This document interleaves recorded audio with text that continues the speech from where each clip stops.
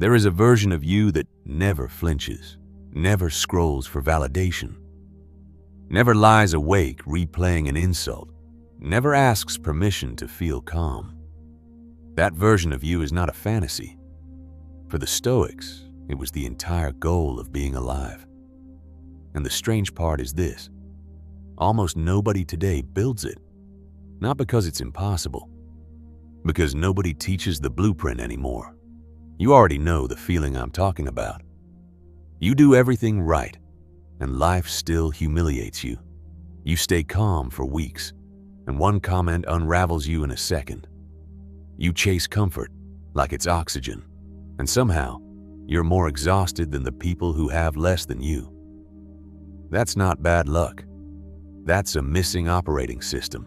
2,000 years ago, a small group of men figured out how to run a human mind without it breaking under pressure. Not by avoiding pain, by rebuilding themselves through it.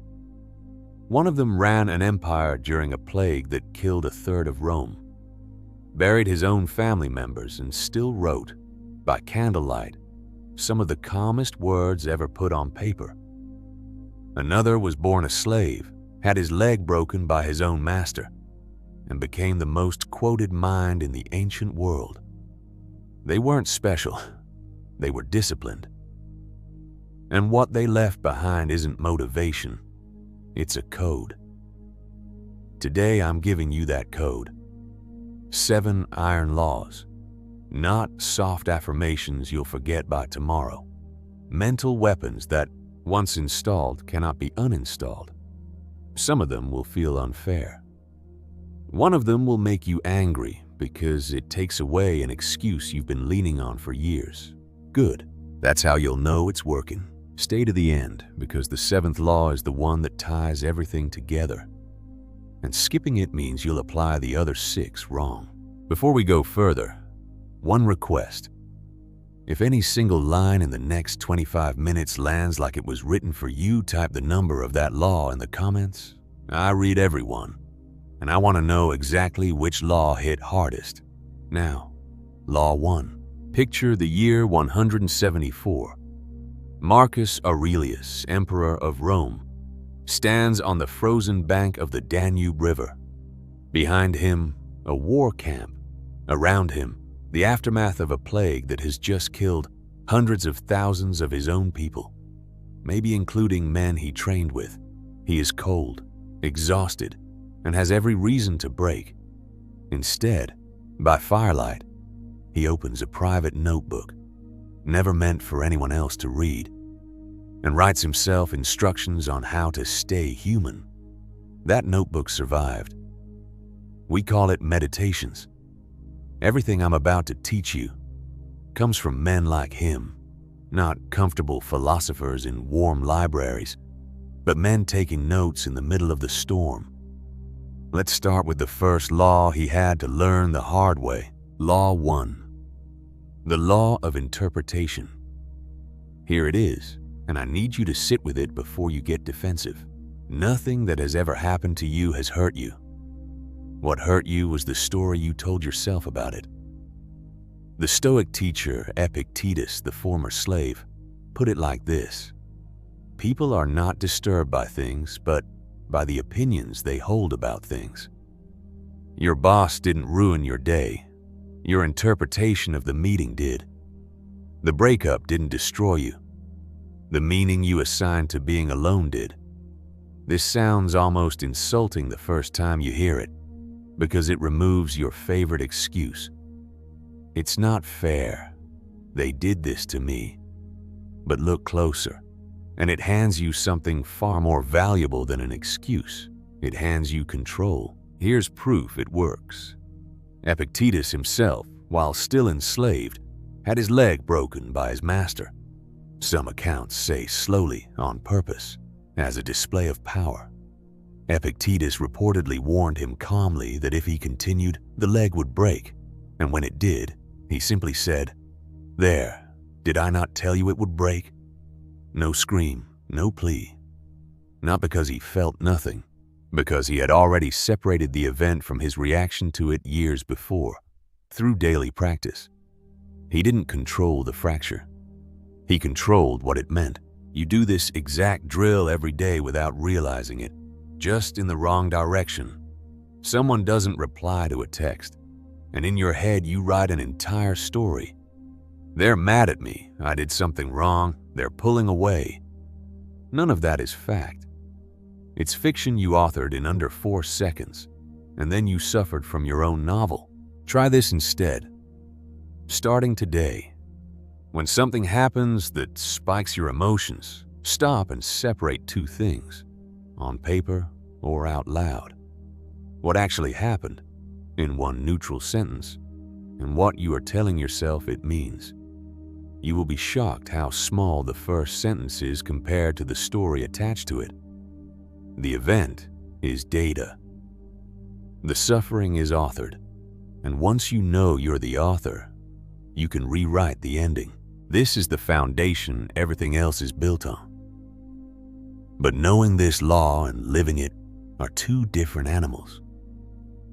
Because your mind will still generate pain on autopilot unless you train it. Which brings us to a law almost nobody has the stomach for. Law 2, the Law of Chosen Hardship. If your comfort disappeared tomorrow, no phone, no soft bed, no warm meal on demand, would you survive it, or would it break you? Most people have no idea, because they have never once tested it on purpose. The Stoics did, deliberately, and it might be the most misunderstood practice in their entire philosophy. Seneca, one of the wealthiest men in Rome, advisor to an emperor, used to set aside days where he would eat the cheapest food, wear the roughest clothing, and sleep on a hard floor, not as punishment, but as inoculation. He wrote to a friend that the point was to ask himself, in the middle of it, is this the condition I feared? Because once you've already survived the thing you're afraid of losing, it loses its grip on you. Losing money doesn't feel like death anymore. Losing status doesn't feel like death anymore. You already know you can live without them, because you've done it, on your own terms, before life forced it on you. This is the part people get backwards. They think Stoics avoided pleasure. They didn't. Seneca kept his wealth. What he refused to do was let his nervous system depend on it. There's a difference between enjoying comfort and needing it to function. One is freedom. The other is a leash you can't see because it's made of silk. So here's the practice, and I want you to actually do this, not just nod along. Pick one comfort this week. Your phone before bed, your morning coffee, your air conditioning, your seat cushion, whatever you'd panic without, and remove it on purpose for 24 hours. Not because comfort is evil, because you need proof, stored in your own nervous system, that you can lose it and still be fine. That proof is worth more than 1,000 motivational videos, because motivation fades and proof doesn't. Here's what nobody tells you about this law, though. The moment you stop fearing discomfort, something dangerous happens. You stop being predictable, and unpredictable people who genuinely don't need anything from you to stay calm, are very hard for other people to manipulate, which is exactly the subject of the law most people never even know exists. Law 3, the Law of the Unbought Soul. There is a very specific kind of pain reserved for people who need to be liked. It's the pain of shrinking yourself, sentence by sentence, opinion by opinion, until the version of you that other people approve of has almost nothing left of the original. Cato the Younger, a Roman senator, was famous for one thing above all. He could not be bought, flattered, or shamed into silence. Not by bribes, not by mob pressure, not even when he was mocked publicly in the Senate for his rigid honesty while ambitious men around him smiled and played the game to get ahead. He lost political battles because of it. He made enemies because of it. And 2,000 years later, we still remember his name for exactly the reason his critics tried to humiliate him. He never once performed for approval. Marcus Aurelius wrote himself a blunt reminder about this, essentially telling himself, waste no more time arguing about what a good man should be one. Not perform one. Not post about one. Be one. In the room where nobody is watching and there's nothing to gain. Here's the test that reveals whether you're actually living this law or just quoting it. Would you still do the right thing if it cost you the admiration of the room? Would you still tell the truth if it cost you the like button? Would you still keep the promise if the person you made it to could never find out you broke it? Most people fail this test daily without noticing. Because approval seeking has become so normalized, it doesn't even register as a choice anymore. It feels like personality. The practice here is uncomfortable but simple.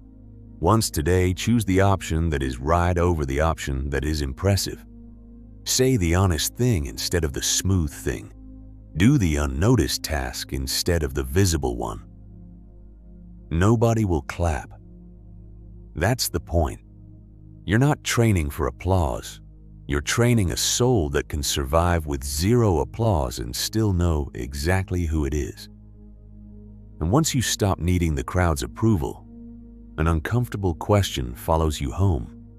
What about the people already in your life who are used to controlling you with their approval or their disapproval? That's Law 4, and it's the one that tends to end friendships.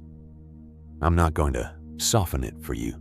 Quick pause. If you're actually applying these as we go instead of just watching, drop a single word in the comments. Training. I want to see how many of you are really doing this and not just collecting quotes. Law 4. The law of earned access. Not everyone who wants a piece of your peace has earned it. This is one of the hardest Stoic laws to accept because it sounds selfish the first time you hear it, until you realize the alternative is slowly bleeding yourself dry for people who would not do the same for you. In 175, Marcus Aurelius received devastating news. Avidius Cassius, one of his most trusted generals, a man he had promoted and defended for years, had declared himself emperor and turned against him. Betrayal from someone close at the worst possible time. Most men in his position would have exploded into rage, ordered executions, made it personal. Marcus, according to the historical record, responded by saying he would have preferred to win Cassius back through kindness rather than destroy him. And when Cassius was killed by his own soldiers before Marcus could act, Marcus reportedly grieved rather than celebrated. Not because he was weak, because he had already decided, long before the betrayal happened, what kind of man he was going to be, regardless of what other people did. Notice what he didn't do. He didn't hand Cassius the power to determine his emotional state for the rest of the year. He felt the betrayal. Stoicism never asked you to feel nothing, but he refused to let it dictate his character. That is the law in practice. Other people's actions are data about them, not instructions for who you have to become in response. Here's where this gets personal for you. Somewhere in your life right now, there is a person who has shown you, not told you, shown you with actions repeatedly, exactly who they are. Maybe they take without giving back. Maybe they only appear when they need something. Maybe every conversation with them costs you more energy than it gives. The Stoic law is brutally simple.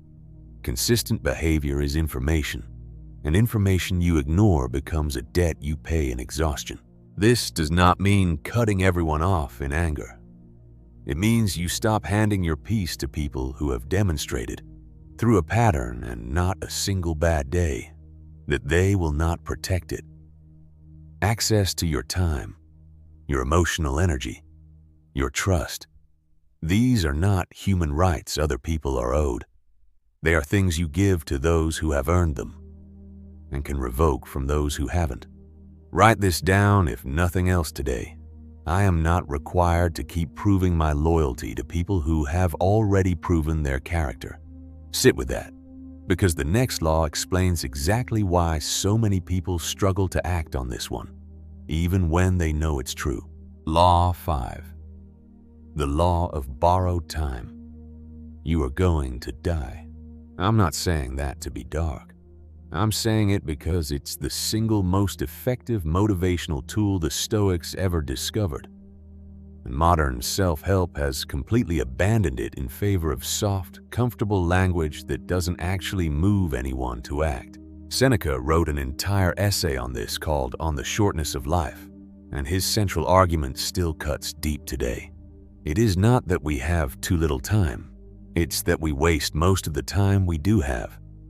He pointed out that people guard their money and their property fiercely, refusing to hand over a single coin without a fight. Yet they hand over days, weeks, entire years of their life to distraction, resentment, and people who don't deserve the access. Without a second thought, we protect the cheapest thing we own and squander the only truly finite one. The Stoics practice something called memento mori. Remember you will die. Not as a morbid ritual, but as a daily filter. Before reacting to an insult, would this matter if I only had a year left? Before postponing the hard conversation, would I regret staying silent if this were my last chance to have it? Before scrolling for another hour, is this how I want to have spent an evening I will never get back? Marcus Aurelius, ruling during a plague, watching people he knew die weekly, wrote to himself that he could leave this life at any moment, and that this fact should shape every choice, every word, every action, starting now, not later. He didn't write that to depress himself. He wrote it because urgency, used correctly, is not anxiety. It's clarity. Anxious people are afraid of an unclear future. Urgent people are simply awake to a limited one. Here is the practice. Tonight, before you sleep, ask yourself one honest question. If I only had this exact number of years left that I actually have, statistically based on my age and health, would I have spent today the way I just spent it? If the answer is no, you now know exactly what to change tomorrow. Not someday, tomorrow. This law changes how you treat everything, your time, your relationships, your fear of failure. But there's a trap hiding inside it, and almost everyone who discovers memento mori falls into it eventually. It's the subject of the 6th law, and it's the one that separates people who use urgency to build a life from people who use it to burn theirs down, chasing the wrong things. Law 6. The law of the unowed world. Urgency without direction turns into chaos. Once people realize time is short, a lot of them make a critical mistake. They start chasing outcomes aggressively. The promotion, the relationship, the recognition, as if the universe owes them a return on the effort they put in. And when the world doesn't pay up, they collapse into the exact bitterness the Stoics spent their whole philosophy trying to prevent. Marcus Aurelius, as emperor, watched corrupt men get promoted over honest ones. He watched effort go unrewarded and loyalty go unpunished for its absence. He never once wrote that this was acceptable. He wrote that expecting otherwise was the real source of suffering. Life was never a fair trade. It was never a vending machine where good input guarantees good output. The moment you demand fairness from an indifferent universe, you hand your piece to something that was never going to pay you back. Here is the distinction that changes everything. Detach from the outcome, not from the effort. You still work hard. You still love fully. You still show up with everything you have. What you release is the demand that the outcome match your effort. Epictetus called this the only path to real freedom, caring intensely about what you do, while refusing to be owned by what happens as a result. Think about the last time you were devastated. Chances are it wasn't the event itself. It was the gap between what you expected life owed you and what actually happened. You worked hard, so you expected the promotion. You loved deeply, so you expected them to stay.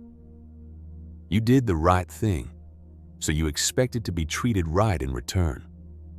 Every one of those expectations was a hidden contract you signed with the universe, except the universe never agreed to the terms. Here's the practice. Today, do one thing at full effort, and before you even finish it, consciously say to yourself, I release my grip on how this turns out. Not because you don't care, because you've decided your effort is where your worth lives, not the result. This single shift is why some people can fail publicly and still walk with their head up, while others succeed and still feel empty, because they were measuring themselves against the wrong scoreboard the entire time. 6 laws down. And if you've actually followed each one, something has been quietly building in you this whole video, a kind of strength that doesn't perform for anyone. That strength needs one final law to actually hold, or it will crack under enough pressure. This last one is the one Marcus Aurelius circled back to more than any other, in notebook after notebook, until the day he died. Law 7, the law of the unwitnessed life. Here is the final law, and it's the one that makes the other 6 permanent instead of temporary. Live exactly the same way whether or not anyone is watching. Seneca wrote to a friend that he governed his private thoughts as carefully as if the entire world could see them, not out of fear, but because he refused to be 2 different people, one for the public, one for himself. Most people build an identity for an audience, curated, edited, performed, and then wonder why they feel hollow the moment the audience isn't there to witness it. If your discipline only exists when someone can see it, it was never discipline.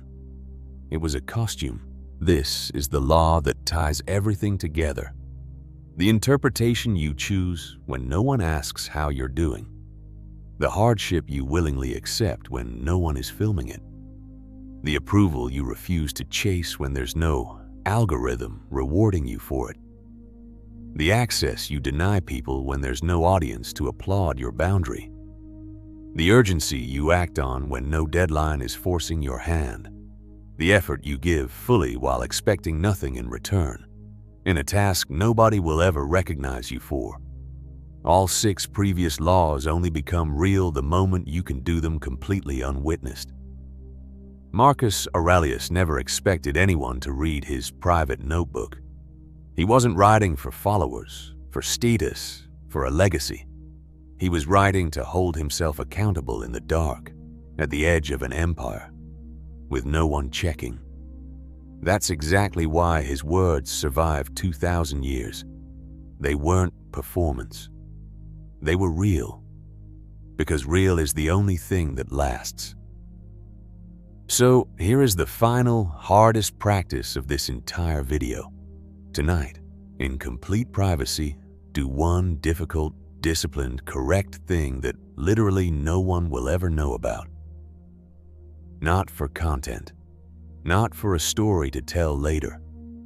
Just to prove to the only witness that actually matters, yourself.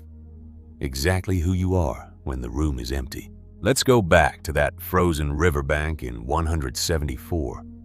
A man who has buried friends, fought a war, and lost more than most of us will ever lose, closes his notebook and goes back out into the cold to lead. Not because he found comfort, but because he had built something no comfort could ever give him. A mind that does not depend on circumstances to remain steady. That is what these 7 laws build in you one at a time, if you actually apply them instead of just watching them. Interpretation over reaction. Chosen hardship over fragile comfort. An unbought soul over cheap approval. Earned access over endless availability. Borrowed time treated like the gift it is. a world you stop demanding fairness from, and a life lived the exact same way whether the room is full or completely empty. None of this is easy. None of it was ever supposed to be. But easy was never what built the man whose words are still quoted 2,000 years after their deaths. Discipline was. If even one of these 7 laws is going to change something in your life, tell me which one in the comments right now. Not tomorrow. Not after you close the app. Right now. While it's still fresh. Share this with the one person in your life who needs to hear Law 4, especially. And if you want the next 7 laws most people never discover, the ones that go even deeper into how the Stoics handled grief, power, and fear, subscribe, because that video is coming, and I don't want you to miss it. You don't need motivation. Motivation fades by tomorrow morning. What you need is exactly what that man on the Danube had. A private code you follow whether or not the world is watching. Start tonight. Nobody else is going to build this mind for you.